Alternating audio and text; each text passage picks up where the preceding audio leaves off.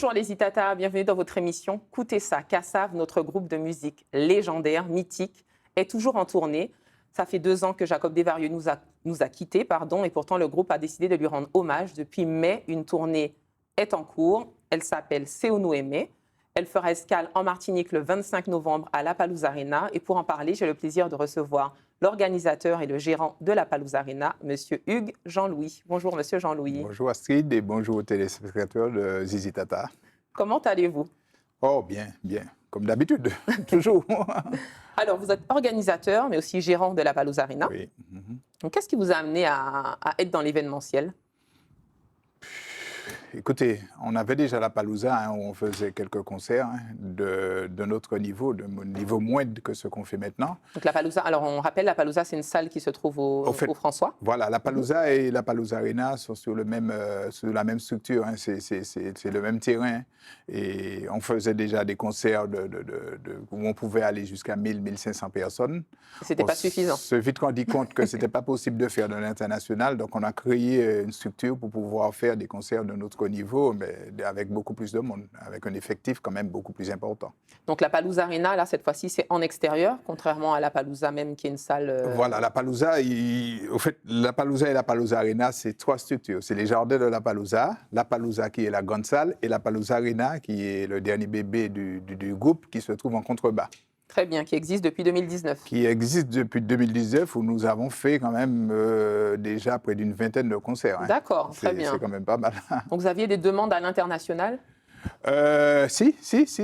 On a même fait un festival de très très bon niveau en mai dernier, qui s'est très très bien passé avec des groupes comme Stilpers, Christophe Mayer. Exact. À côté de ça, on a déjà fait du Dadju, on a déjà fait du Sir World, on en a fait, du Kituanity pour les enfants, on a fait du jazz aussi. Donc on a déjà fait pas mal de concerts là-bas. D'accord. Et du coup, vous êtes une équipe? Vous êtes à peu près combien de personnes à gérer cet espace? Alors, on est une dizaine en fixe. C'est une équipe familiale ou bien vous vous entourez de... Non, c'est des gens qui travaillent avec moi. C'est mes collaborateurs qui sont avec moi depuis un certain nombre d'années. Et à côté, nous avons beaucoup, sur de gros événements comme ça, nous avons beaucoup d'intervenants extérieurs qui viennent. J'imagine. Donc, il y a près de 120 personnes qui travaillent pour l'organisation d'un concert de ce type. Alors, un concert de ce type, justement, ça se prépare combien de temps à l'avance? Alors là, on est parti très tard, malheureusement, contrairement aux autres années. Ça fait pratiquement 1 mois et demi qu'on prépare le concert. D'accord, donc là c'est le rush. Pour nous, c'est très tard parce qu'en général, on commence 6 mois avant. Donc, il n'était pas question pour nous de ne pas faire ce concert en Martinique, puisqu'ils le font en Guadeloupe le 19, la semaine d'avant. Le 18, je crois, c'est le 18 en Guadeloupe. Ensuite à La Réunion, ensuite à l'Arena à Paris. Pour nous, il n'était pas question de ne pas le faire en Martinique. Donc on a sauté sur l'occasion et on s'est dit, ouais, on le fait avec le manager de Kassav, qu'il fallait absolument le faire en Martinique. Voilà. Et puis vous êtes habitué aux grosses structures comme ça, puisqu'il y a quelques mois, vous faisiez un hommage à Patrick Saint-Éloi, toujours de Kassav. Oui, mais là... C'était pas la même machine? On l'a fait là-haut. On aurait pu le faire en bas parce que la demande était très très forte. D'ailleurs, on a fait 2 concerts. Donc, on a quand même l'habitude de ce type de concert. Mais Kassav, c'est au chez nous. Kassav, c'est le 4e concert de Kassav chez nous. En 2019, on a fait quand même 3 concerts de Kassav. Et ça draine à peu près combien de personnes, ce genre de concert? Kassav particulièrement? Kassav draine entre 5-6 000 personnes à chaque concert. Très bien. À guichet fermé en général. Donc, je dis aux Martiniquais qu'il reste des tickets pour ce concert-là. Mais de ne pas tarder? De ne pas tarder, allez-y vite. Je pense que le concert sera vite complet. En plus, ce concert-là, il est spécial. C'est des membres de Kassav qui veulent rendre un hommage à Jacob. Il avait dit dès le départ, dès le lendemain de son décès, qu'ils allaient lui rendre hommage. Donc, ils ont décidé de lui rendre un hommage dans le monde entier. Donc, on commence par nous, sur cet hommage-là. Et enfin, ils ont fait déjà un pré-concert en mai à Sainte-Lucie. Oui. Mais là, c'est le gros truc là qu'ils vont faire chez nous, pour commencer l'hommage à Kassav. Donc, je dis aux Martiniquais, vu le niveau de Kassav, vu le niveau de cet artiste qui était Jacob Desvarieux, il faut que toute la Martinique soit là. C'est ça. Il faut qu'on lui rende hommage, il faut qu'on lui montre qu'on était là avec lui, qu'on est présent. Et puis Kassav nous le rend bien depuis près de 40 ans d'existence. Donc, ils sont effectivement en tournée mondiale. Donc, la tournée hommage s'appelle Seono Aimé. Ouais. Donc, en dédicace à Jacob. Donc Sainte-Lucie, Belgique, Réunion, Accor Arena, Guadeloupe et puis Martinique le 25 mai. Et puis après, novembre, je pense qu'ils vont partir ensuite sur d'autres destinations, puisque Kassav tourne beaucoup en Afrique, un peu partout. Donc c'est le début de la tournée là. Donc, vous arrivez Kassav arrive à attirer les jeunes générations. Si. C'est toujours. Kassav est complètement multigénérationnel. Kassav a traversé le temps et continue à traverser le temps. Je n'imagine pas une soirée sans un Kassav, c'est pas possible. C'est Kassav et puis Kassav, quel que soit l'endroit où vous êtes, quel que soit l'endroit où le Martiniquais est, il écoute du Kassav. Et on écoute du Kassav en Afrique, au Japon, on écoute du Kassav partout. Exactement. Kassav, c'est nous, Kassav a fait connaître en quelque part les Antilles un peu partout. Vous imaginez le nombre de fois qu'ils ont fait le tour du monde. Et Kassav se revendique militant également, puisque ce sont les seuls à utiliser la langue créole autant. En tout cas, tous leurs morceaux, sans exception, sont en créole. Il y en a d'autres qui le font, ils ont toujours chanté en créole. Ils ont toujours chanté en créole et ils ont toujours mis en avant le créole et mis en avant leur culture antillaise. En tout cas, ils n'ont jamais craché là-dessus. Il y a même un chercheur, Gérald de Désert, qui disait que le zouk fait partie du génie culturel de notre peuple. Est-ce que pour vous, c'est le cas aussi? Oui, je pense qu'il a trouvé les mots qu'il fallait. Je pense que sans le zouk, je ne sais pas, en tout cas ma génération, notre génération, sans le zouk nous a fait rêver. Tout ce qu'on a fait, on l'a fait à partir du zouk. C'est vrai que maintenant, on est à l'international, on écoute beaucoup d'autres musiques, mais bon, c'est tant mieux. Notre essence même, on va dire que c'est... Notre essence reste le zouk. Exact. Vous, en tant qu'organisateur, vous avez quand même l'opportunité de profiter de ces moments-là ou pas du tout, vous restez vraiment...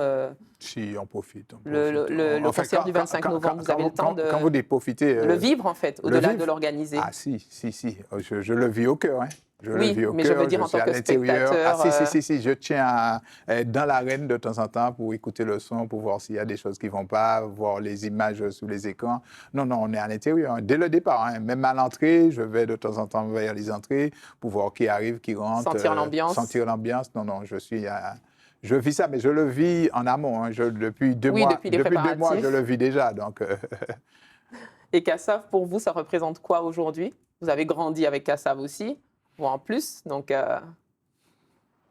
Kassav, c'est toute une vie.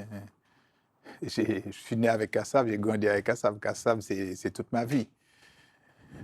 C'est les Antilles, c'est le pays, c'est nous, mais nous à tous les niveaux. Donc, chaque chanson de Kassav, quand vous écoutez les morceaux, vous pouvez imaginer une partie de votre vie. Donc, pour moi, c'est ça Kassav, quoi. Et puis, ça parle à tout le monde, qu'on soit ici ou qu'on soit en France. C'est quelque chose qui nous ramène systématiquement au pays. Voilà, totalement. Et beaucoup de ces morceaux sont liés à Jacob. Alors, certaines personnes nous disent, mais pourquoi pas Kassav, pourquoi un hommage à Jacob? Le groupe a décidé de rendre hommage à Jacob parce que vous verrez que la plupart des morceaux connus de Kassav, il y a du Jacob. Il y a du Jacob.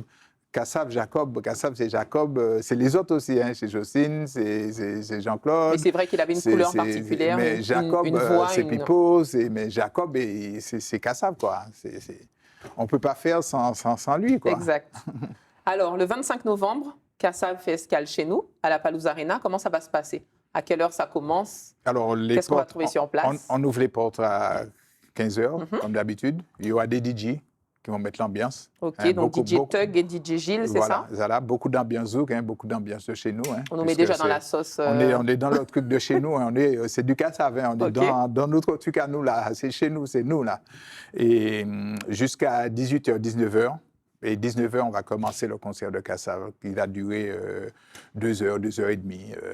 Avec du Jacob et du bon Jacob, quoi. Et qu'est-ce qu'on va trouver sur place en termes de restauration? Comme d'habitude, on pourra se restaurer, on pourra boire, on pourra manger. Il y a toujours le repas local, comme on fait, aussi bien de la soupe 4 vitesses que du poisson, que peut-être du lambi. En fait, ça va dépendre de ce qu'on va trouver chez nos fournisseurs. Donc, on pourra manger. C'est pour ça qu'on ouvre les portes très tôt, d'ailleurs. Vous pouvez manger, enfin, quand je dis manger, vous restaurez. Oui, se restaurer. Et vous pouvez boire, et il y aura tout ce qu'on peut trouver comme boisson sur place. OK, il y a un système de navette aussi qui est mis en place. Alors, il y aura un système de navette. Là, on a eu quelques critiques, c'est sur ce système de navette. Cette fois-ci, on va l'améliorer. Donc, on aura le parking pas très loin de la Palouza, oui, qui peut prendre quand même à peu près 1000-1500 voitures. quand même. Quand il sera complet, on va se garer vers le stade de foot, hein, et un système de navette du stade de foot à la Palouza, au parking. Et ensuite, on longe la route pour entrer à la Palouza. D'accord, donc avec une rotation assez régulière. Mais avec l'expérience que nous avons, nous allons améliorer ce système de navette pour qu'il soit beaucoup plus fluide. Hein. Parce que, le problème, c'est à la sortie. Tout le monde veut partir après le concert en même temps. Mais on ne peut pas acheminer 2 000, 3 000, 4 000 personnes en même temps. Donc, il faut que les gens soient patients, partir progressivement, et il n'y aura jamais de problème. Mais en fait, en général, le concert, 1 heure après, il ne reste plus personne sur place, les gens sont chez eux, il n'y a pas d'embouteillage, il n'y a rien. On va fermer la route, toujours, le rond-point de Quatre-Croisés, comme on a l'habitude de faire, savoir. Okay. Et dévier les voitures vers chez Clément pour qu'ils fassent le tour, pour qu'il n'y ait pas cette jonction au niveau de l'aréna dans les deux sens. D'accord, très bien. Donc, on le fait déjà, on l'a fait à plusieurs reprises, donc on va le refaire cette fois-ci. Donc, arriver à Quatre-Croisés, pour accéder au parking et à l'aréna, vous faites le tour vers chez Clément, vous traversez vers le cimetière d'Y-François et vous arrivez à la Palouza ou sous le stade. De toute façon, ce sera indiqué. Voilà, okay. selon l'endroit où vous voulez vous garer. OK, très bien. Et concernant l'achat des tickets, est-ce qu'on peut en prendre sur place ou bien vaut mieux anticiper? Vaut mieux anticiper. Nous, chez nous, ça a toujours été comme ça. Quand un concert est complet, il est complet. On ne prend pas un ticket en plus. Donc là, les tickets, c'est sur Bizouk. Vous pouvez les prendre très facilement sur Bizouk ou à lapalouzarena.com. C'est le même site. Okay. Donc, vous pouvez les prendre. Les tickets sont à prix très, très intéressant. Moi, je trouve que c'était très intéressant pour ce que c'est Kassav. Hein. Donc, profitez, prenez-les rapidement. Et puis, une fois que c'est complet, c'est complet. Hein. Très bien. Donc, en tout cas, on encourage la population à se rendre très nombreux à ce concert. À mon avis, il faut rendre hommage à Jacob. Il faut lui rendre hommage au niveau où il a toujours été. Et il faut lui montrer que le peuple martiniquais est toujours là avec lui. Donc, même s'il n'est plus dans le groupe, mais son esprit est là quand même. Le groupe continue, la légende de Kassav continue. La légende de Kassav continue avec Jacob derrière. Et Jacob, je pense qu'il est en haut en train de nous regarder. Et s'ils ont décidé de le faire pour lui, c'est pas nous qui avons décidé de faire ce type de concert. Hein. C'est Kassav qui rend hommage à Jacob. C'est la tournée Kassav. C'est Kassav qui a décidé de faire ça pour rendre hommage à Jacob. Donc, il faut qu'on soit tous là. Donc, soyons présents. Pour tout ce que Kassav nous a apporté au fil des années, il faut qu'on soit là. OK, très bien. Merci beaucoup, M. Jean-Louis, pour cet échange. Merci à vous de me recevoir. Merci au public de Zitata. On espère que vous serez très nombreux le 25 novembre à La Palouza Arena pour le concert hommage à Jacob Desvarieux. Et puis, quant à nous, on se dit à très bientôt sur Zitata.